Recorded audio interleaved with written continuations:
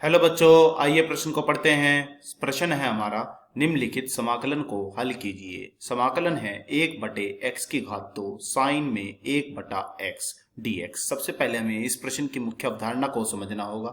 हमें ज्ञात होना चाहिए कि साइन x का समाकलन क्या होता है। इसके समाकलन का सूत्र होता है माइनस में कोस x जमा c। हम यहाँ क्या करेंगे, यह सूत्र का प्रयोग करते हुए अपने प्रश्न को हल करेंगे। तो चलिए प्रश्न को हल करने की ओर हम अपने प्रश्न को लिख लेते हैं। हमारा प्रश्न है समाकलन 1/x की घात 2 साइन 1/x। हम यहाँ क्या करते हैं, हम यहाँ मान लेते हैं कि 1/x हमारा t के बराबर है। यदि हम 1/x को t के बराबर मानेंगे तो फिर हम क्या करेंगे, यहाँ पर हम x का t के सापेक्ष अवकलन कर देंगे। तो यह हमें क्या मिलेगा, यह हमें मिलेगा d/dt किसका, 1/x का बराबर d/dt किसका, t का। अब हम देखते हैं हमें क्या मिलेगा। हम जानते हैं d/dx यदि हमसे पूछा जाए x की घात n का, तो यह हमें क्या मिलता है, यह मिलता है nx n-1। तो हम यहाँ पे यह सूत्र लगा देते हैं। तो बताइए हमें क्या मिलेगा। हमने क्या किया, यहाँ जो x की घात 1 है इस घात को ऊपर लिया है, तो d/dt, तो यह घात ऊपर चलेगी तो x की घात हो गई माइनस में 1।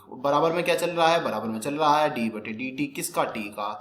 अब हम इस प्रश्न को आगे लिखते हैं। जब d/dt हम x की घात -1 का करेंगे तो यह हमें क्या मिलेगा। चलिए देखिए, घात आगे और घात में से 1 कम। तो पहले है -1, अब इसमें से एक और घात -1 हो गई, और फिर क्या आएगा, यह आएगा dx/dt।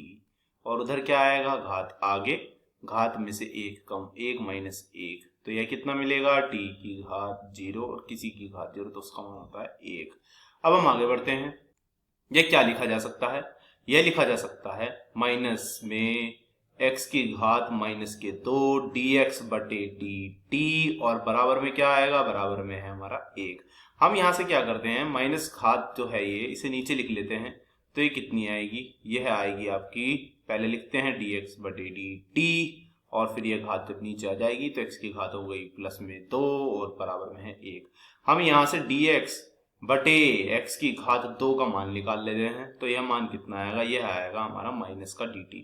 तो हम क्या करते हैं, जहां भी हमें dx/x की घात 2 दिखेगी हम वहां पे रख देंगे माइनस का dt। तो चलिए देखिए अपने प्रश्न को जहां हमने छोड़ा था। तो हमने क्या किया, यहाँ पर 1/x की घात 2 और गुणा में क्या है dx, इन दोनों की जगह क्या रख देंगे, माइनस का dt। तो चलिए रख देते हैं। तो अब यह क्या आएगा, तो यह आया माइनस का dt, और साथ में क्या चल रहा है, साथ में हमारा चल रहा है साइन 1/x। तो इसकी जगह क्या जाएगा, साइन 1/x को क्या माना था हमने, 1/x को हमने माना था t।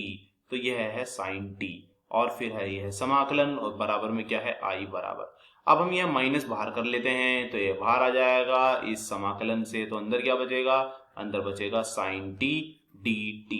साइन t का समाकलन मैं बता चुका हूं अपनी मुख्य अवधारणा में। तो साइन x का समाकलन क्या होता है, माइनस के कोस x, x के स्थान पर t है, बस इतना है। तो यह लिख दीजिए, कितना आएगा, यह आएगा हमारा कि माइनस में कोस t और जमा c। अब ये आगे माइनस माइनस होते हैं प्लस, तो यह आ जाएगा हमारा cos t जमा c। t का मान हम पुनः वापस रख देते हैं। तो t का क्या मान माने थे हम, t को माने थे हम 1/x। तो हमने ये पुनः वापस रख दिया है जमा c। तो ये किसके बराबर है, यह है बराबर i के। यही हमारे इस प्रश्न का उत्तर हुआ। आशा करता हूं यह प्रश्न आपको समझ में आया होगा। धन्यवाद।